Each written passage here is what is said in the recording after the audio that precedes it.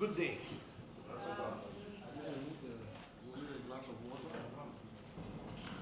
I'll go straight to the business of what do I want to do with Imo State? Why Kachi Nwoga? Why Imo State? Why Governor? The point is this: what does Imo need? Even if you have not visited Imo today, one thing every Nigerian can tell you is that Imo needs to be secured. And that is the first business of anybody who is governor or wants to be governor of Imo State. But by the way, the first responsibility of government is to secure life and property. And we have a challenge in Imo State, but it's not insurmountable. It's something we know we can do something about. So the first thing Dr. Kachi Nwoga will do as governor of Imo State is to take responsibility of the security of Imo State. It's assumed that should be natural, right? But the point is this: if you are the chief executive of a state and you continue to outsource the job by pointing and accusing fingers, oh, this person is responsible, this group is responsible, that group, it means you have outsourced that responsibility. I won't outsource it. I will take it.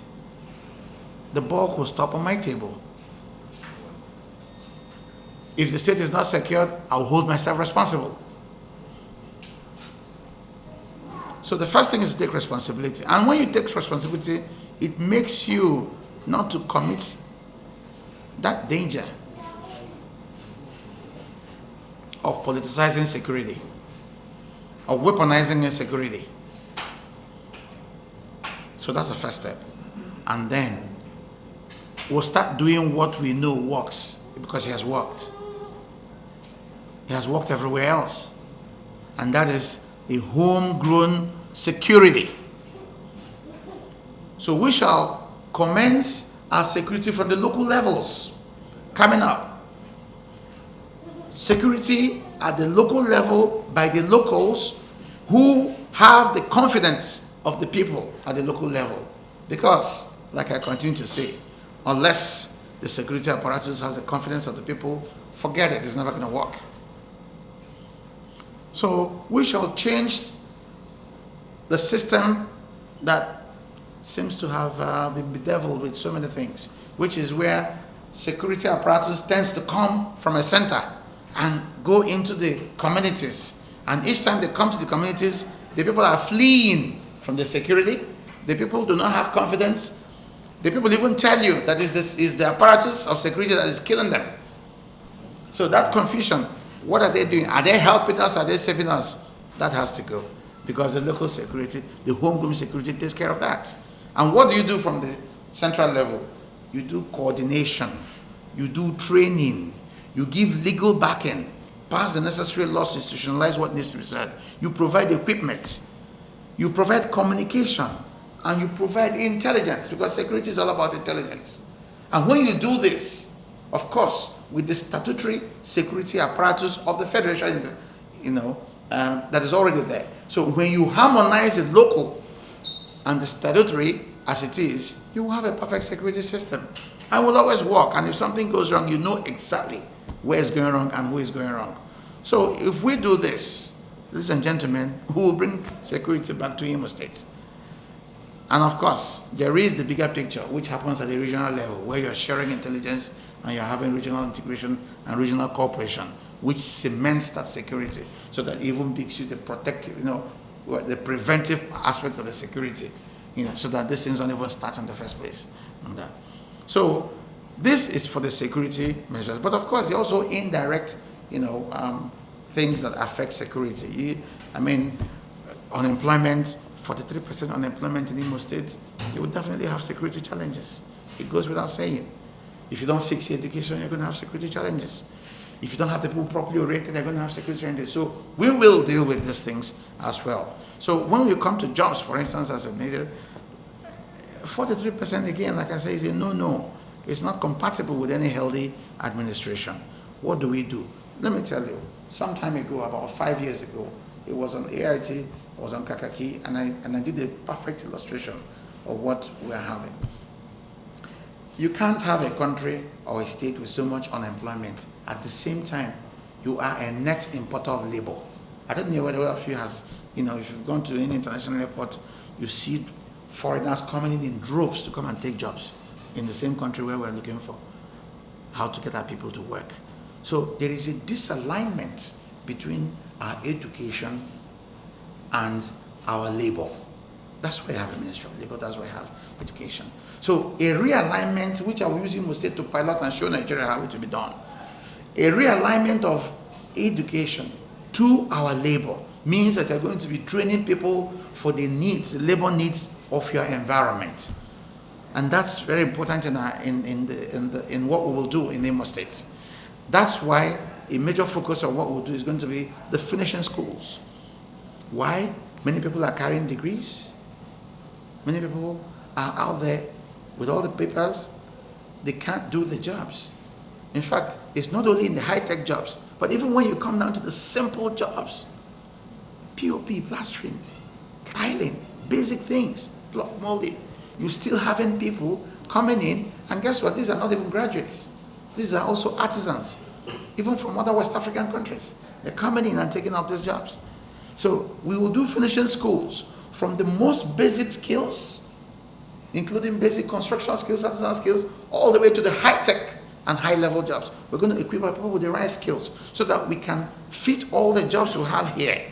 And when these people have all the skills, I have illustrated it severally. I've used block molding, I've used painting, I've used, even if you go to a telecom company today, you see lots of foreigners inside those places. You go to an oil company, you see lots of foreigners in those places. So when we do these, we're going to have our people taking up these jobs. As a matter of fact, our target is to be a net exporter of workforce. Because if our people have the necessary skills, not only Nigeria, all of Africa, and even beyond, we'll be looking for the skills that they have.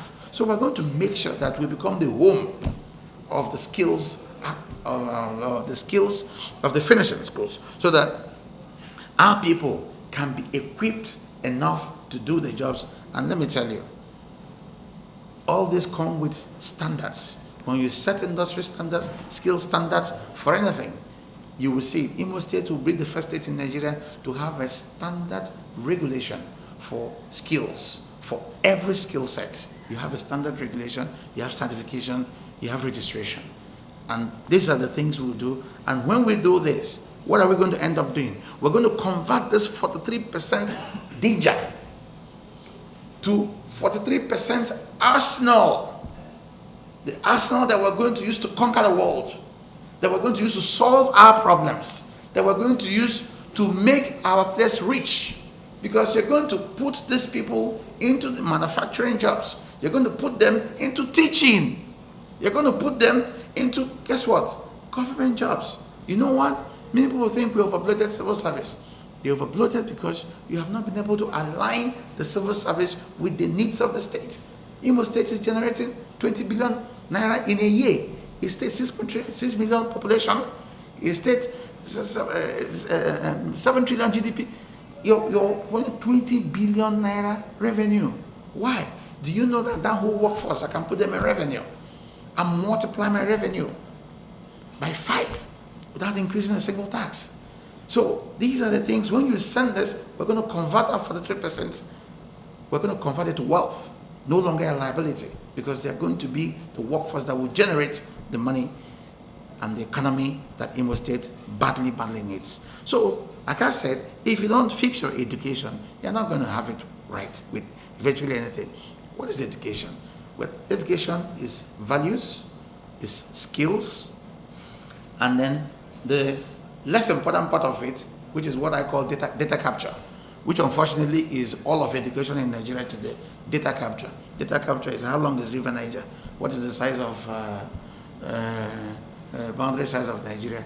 What is when in what year did even Batuta? That's data capture. That's what I call it. Now, values is almost not there. Why? There are things we do today that if you do, you say that man is not educated. That's values. So when we inculcate the sense of values, that's education. So when I talk of education in Imo State, education is going to be values, it's going to be skills. When you come out of a basic secondary school in Imo State, You will be able to do certain basic things. You will be able to do some soldering. You will be able to do, there are basic things you must acquire by the time you have gone through the education in the government of Kachi Nwoga. Because those are essential components of education. You're going to have the skills, you're going to have the values, and then the minor part of which is data capture, which means that we're going to design our own curriculum. Many people look at the national curriculum and do not understand that the national curriculum is a basic, just to make sure that everybody can meet up. It's not an ideal. So every state, especially a state like Imo State, a state that boasts of the highest number of children seeking admissions in tertiary institutions, a state that boasts the highest literacy rate, cannot be struggling with the basic curriculum, which should be setting curriculum from the country. And that's what we'll be doing in my administration. So we're going to be setting it, and you all will bring your children to Imo State to go to school, because no child who will go through my school system will come back and tell you he's looking for a job. It's not going to happen, because we're going to equip these children properly. And guess what? The basic education must be free, because it is when you have enticed them and brought them to a certain level of values, a certain level of skills, right? A certain level, they will do whatever because they've seen the value. They will do whatever it takes to make sure they acquire the higher values, the higher educations, the higher knowledge, and all that, knowing that the whole world is set for them to conquer.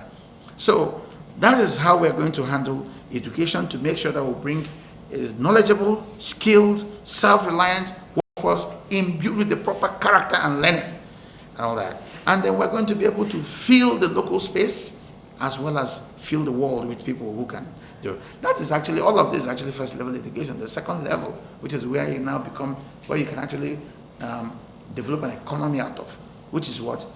This is a higher level where you're talking about things like R&D, right? Research and development, innovations. This is high tech now. This is where I'm now focusing on solving problems. This is why, I mean, look at Nigeria, so much sunlight. And I'm sure we're running a generator where we are now and all that. Because we have not been able to do that higher level of education where you sit down and focus your education on the challenges of the environment. That's what it is. At that higher level, innovations, Nigeria should be the center of the highest center of the world for solar research and solar production of even batteries and stuff like that. There's no reason why we cannot be number one. We should not be. These are things here. So this is how Imo State will begin at the next level to show the world what we can do with all this. When you have a whole bunch of workforce, people who are thinking right, people whose minds are set to conquer the world, they are the ones who move to this second level. We're going to be innovations, research and development, high tech, high level thinking, and all the things that come with it. That is what we want to do, because Imo State is naturally equipped for all of that. And when you do that, you can be sure that we'll arrive at the economy that we need in Imo State, because you have given the foundations, you have given the groundwork. We're going to be able to generate all the revenue we need. We're going to be able to produce and sell to the world. We're good because we are doing manufacturing, we're doing all that because we have the human capacity to do all of that. So the economy of Imo State is running probably less than 15% of its actual potential and its actual capacity. I mean, how do you explain it? How do you explain that the state that has highest literacy rate in this country, how do you explain the state today, I know we have the highest number of professors. How do you explain it? A state today that has the third busiest airport in the country. A state today that is the fourth highest destination for packaged goods in this country. How do you explain it? The state with the fourth busiest GSM switches in the country. Look at where we're ranking. You should expect the economy of that state to be nothing less than number 3, 4, or 5 in Nigeria. But we're in 30 something. That's where we are. Everything down. Indices of human development all down. Infant mortality rate, atrocious figures, maternal mortality rate, everything all down. Number of dollars you spend, I think we're about number 30 something. Number of dollars you spend per child in education, number per head in health, per capita spending, it's abysmal. So these are not, that's the state, there's a total disconnect between where the state potential is and where we are. Ease of doing business, all of that. So my job as governor is to reconnect the state to where we should be. And I've given you how the foundation is going to be laid. And we're now going to grow an economy. And the key to growing an economy is what? Private sector. That's what it is. But if you don't have these foundations, private sector won't come in. I told people the other day when I said, do you think, because as as a development consultant, we have tried to bring industries and stuff like that to Nigeria severally. And it will shock you that the biggest disincentive for industries to come, yes, power is a problem, but it's not number one. Oh yes. Security has become a very big challenge now. It wasn't even number one. It was number two. Number one was the fact that every major industry wanted to bring did calculation and saw that the workforce they would need, the high-level workforce they would need, they have to bring all of them in and pay them in foreign currency. And when they did the mathematics, they said, no, we cannot produce here at profit. So that's a sad one. So we said, now that we are bridging this, we're going to go back to the private sector and say, we are ready for business. Now you can come. We'll do all the enablements we can. All right? Whether be it legal, be it, like I said, even basic things like alternative dispute resolution and stuff like that. Basic contract management and stuff like that. So people are not afraid and all that. So these are things we put in place. By the way, including protection of small business, which is not done in this country at all. So Imo is going to have mechanisms for protection of small business, which says that if you're employing something above, there are certain tenders you can't even put if you have employment above a certain number, or your company income is above a certain number, while you're reserving it for the locals, for the small businesses. So we're going to put all those policies in place, protect the locals, be able to adjudicate without spending 10 years in court when you have lost all your business money. No, we're going to have adjudication that can happen in days, even hours, pre-signed contracts for basic things, and management and all that. So when you do all those and put the private sector in the front, that's where they ought to be. The role of government is regulatory. Imo will showcase to Nigeria how government role is regulatory. Government sits down, starts running schools, starts running health centers and all that, and doesn't even regulate the schools that they run, doesn't even regulate health centers they run. We will show the world how it's done. Whether it's a government school or government hospital, you pass the same regulation as a private entity. That's what brings standards. And the private people now are happy because they're coming to compete in a fair ground. And the private sector will have major inputs. We're not going to sit down and say, no. The private sector will have liaison offices, the chambers of commerce, the manufacturing association, all of them will have standard desks with the government, where government is interfacing with them. We will never be able to bring out a budget without having passed it through all of these people. We're not going to bring out a rolling plan. By the way, Imo, has no rolling plan. All right? That's not a sign of anybody. How are you going to come to a state to invest? The first thing you want is, give me your rolling plan. What is your development plan? Where do you project yourself to be in 3 years, in 5 years? What is your plan on this and what is your plan? So that document must come out within the first 4 months of my administration. That rolling plan must come out. So I will hand it all over. These are things we're going to use to talk to the private sector and bring investments in Imo State. Let me tell you, we have become used to in the state over the years of what's our GDP. We are relying on federal allocation and the paltry thing we raise in international revenue, and that's the budget, that's the size of the economy of Imo State. That's a big disservice to the state. A state that has the capacity to bring in money 2 or 3 times the entire budget of the state. I say this all the time for anybody who understands economics, macroeconomics. Macroeconomics doesn't care whether that money is coming from your budget, from your allocation, or from your revenue. Macroeconomics cares only about what is spent in your state. A typical example is this. The biggest deal that has been signed by the ADP is the one signed for in BOA, $500 million US. That's what will be spent in a state, in Nigeria. That's an inflow. Does it matter what that state is budgeting? That money has become part of the economy of the state. That's what you do with the state when you understand how to interface with the private sector and bring in investment. And when we package our state in the right way, which is what I have told you, all the things that come to this, there is no way we will not, because that's my assignment as governor. My assignment as governor is not to go doing what people distract themselves with, deciding who becomes traditional ruler, deciding who becomes time-union president. Those are for people who do not know the meaning of governance of a state. My job as a governor is a foreign minister of that state to go around and see all the things, prepare my state for business, and sell that state to the world, and make sure that I use all my connections in the world to bring the business to the state, which I have done, by the way, in several states in this country before as a private person. So that is what we're going to do to the economy. So when I tell you that I'm going to triple the economy, the size of the economy of the state, I am talking fact. what it is. It's not about story. This is how it is and how it's going to work. So I'll tell you, the state has some natural endowments. Imo State, that's why we're all crying about insecurity. Everybody melts in Imo State. Weekends, all Imo people do everything in Imo State. That's not happening anymore. Even the little economy we have is being drained away now because our tourism is dying. No, this will come back. In fact, that's what I call a concatenate development of tourism. Why? Because it's a string of things that put together will bring your tourism back. I don't know if you know that Imo has the highest number of hotel rooms per square mile in the whole of West Africa. All right? How do we do with that? How do we encourage that? Unfortunately, I keep saying it, I haven't found a single deliberate policy of government that is designed to encourage tourism. The tourism grew wild on its own, unhelped.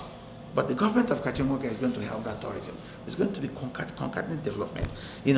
What do we do? So we're going to do both manpower, the manpower aspect of it, which is the fact that you're now having an industry, tourism as an industry growing, both hospitality industry, the guides, sightseeing, security, and all that.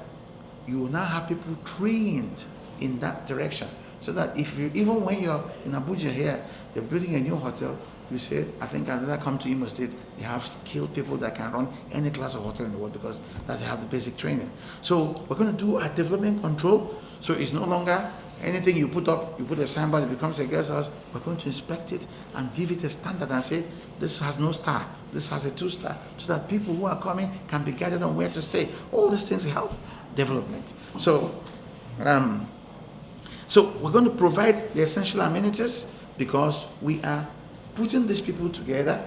Let me go through just one or two things more before we go on, so that I can give you a background so you can know how to question me. So we're going to when you say put our money together, of course the issue will always be where will the money come from? And I'm telling you that I've given you a background of how we grow the economy. I'm also telling you that if, for instance, I identified some time ago about 3 square miles that will have the highest density of hotel rooms, over 5,000 hotel rooms as a den inside the 3 square miles.